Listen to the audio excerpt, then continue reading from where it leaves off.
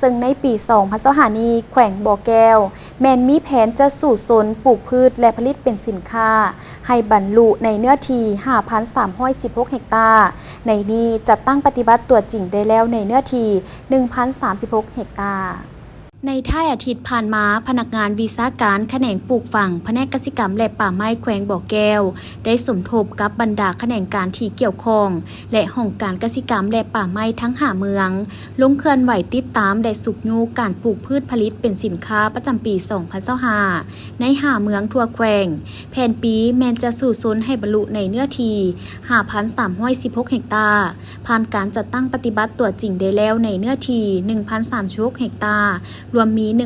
1,847 ครอบครัว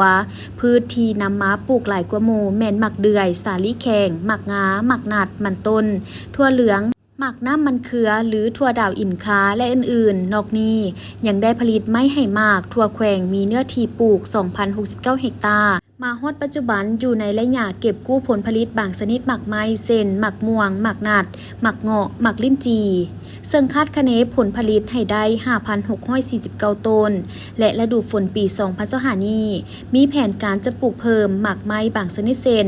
หมักเกียงน้อยหมักทุเรียนหมักพุกหมักเงาะมาฮอดปัจจุบันอยู่ในระยะกักเกี่ยมดินและปัจจุบันชาวเกษตรกร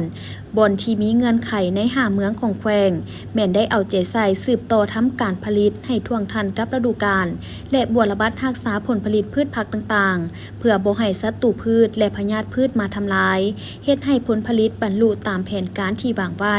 เพื่อตอบสนองความต้องการภายในให้เพียงพอและจำกัดการนำเข้าพืชและหมักไม้บางชนิดที่ภายในแขวงผลิตได้